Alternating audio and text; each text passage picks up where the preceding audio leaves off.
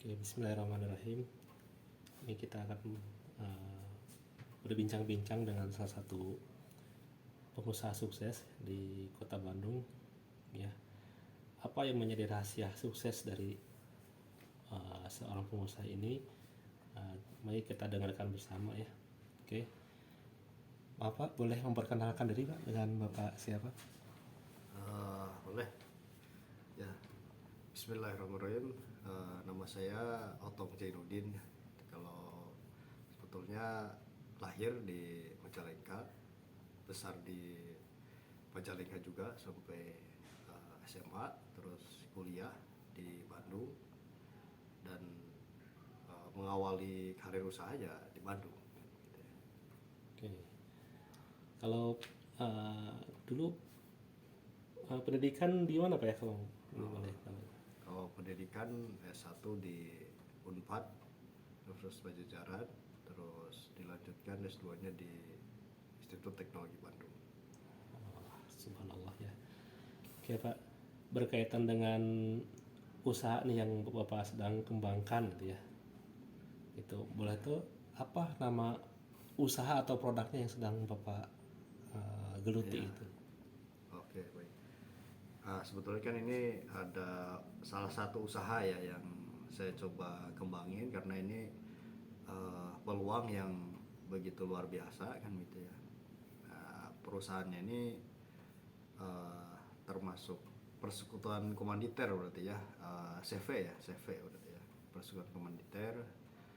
Jadi terhimpun ya, bidang usahanya itu di refrigerasi dan tata udara kan gitu ya, atau AC lah kalau kita kenal ya, salah satunya itu. Karena kalau ya saya melihat ya ini peluangnya besar kan gitu ya, karena ini menjadi sebuah daya dukung ya untuk kenyamanan di kantor, bahkan jadi fasilitas pokok di kesehatan, rumah sakit, puskesmas, klinik kan gitu ya. Terus bahkan ya di rumah sekalipun kan gitu ya, sekarang sudah banyak kan begitu ya untuk kenyamanan keluarga kan gitu ya. Ya baik gitu. Oke, kalau Bapak mulai tertarik nih terhadap usaha ini kapan nih Pak? Memulai usahanya kapan? Oh, iya. Nah, ini di salah satu bidang usaha ini itu di tahun 2021 ya, kemarin sebenarnya. 2020 kan gitu ya. Nah, di saat Covid kan begitu ya. Nah, ini ya terhibur sama teman-teman kan gitu ya di bidang apa, refrigerasi dan tata udara ini, dan itu ada optimisme yang itu memang apa ya, dari cerita teman-teman itu luar biasa lah begitu ya ininya, peluangnya gitu ya, peluangnya termasuk di dunia kesehatan waktu itu ya, yang pada saat Covid, tapi dunia kesehatan itu terus berjalan kan begitu ya, terus memerlukan inilah apa namanya, trafficnya terus tinggi ya begitu ya, sehingga ini didukung dengan fasilitas yang mumpuni kan gitu, termasuk salah satunya itu AC.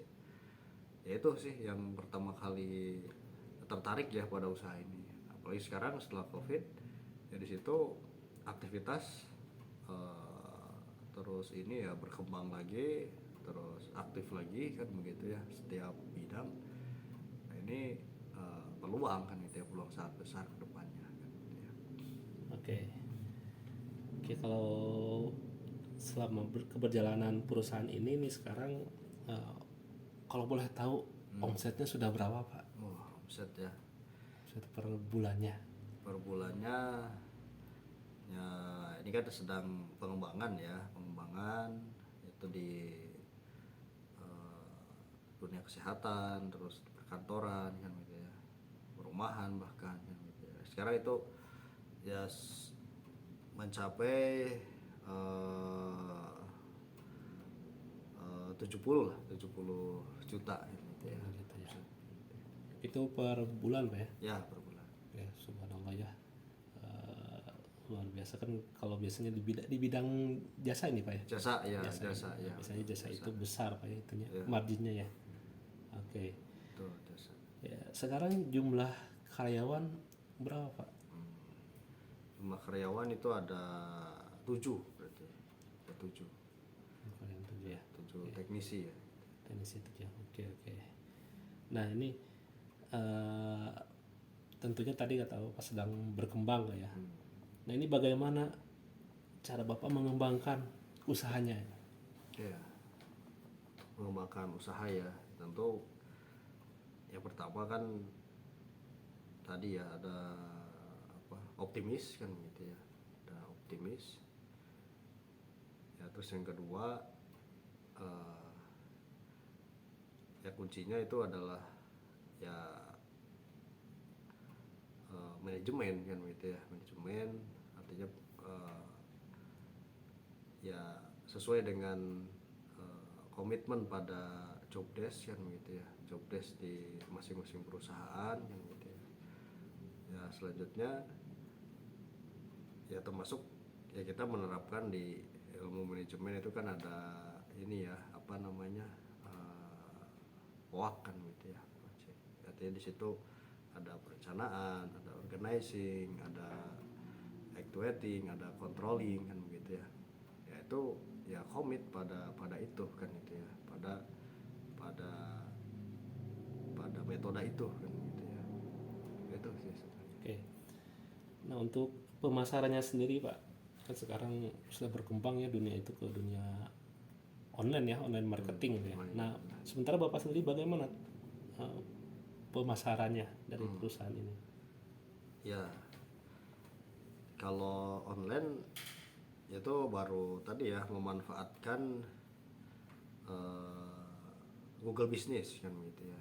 Google Business ya, dari situ ada apa namanya ya inilah kita sebenarnya meng-hire orang ya atau ada tim kan gitu ya ya untuk pemasaran di situ memanfaatkan Google Business karena ya setiap orang kan kadang gini ya ya sekarang gitu ya yang di akhir-akhir apa di tahun ini pencariannya tuh banyak kan dari Google kan gitu ya, bahkan orderan dari apa namanya yang masuk ke perusahaan itu ya pencariannya tuh dari Google kan gitu ya, dari Google terus di apa dikoneksikan kan gitu ya itu ke ini ke website kita kan gitu ya, websitenya kan ya perusahaan, website perusahaan yaitu CV Mulia Jaya Utama kan gitu ya.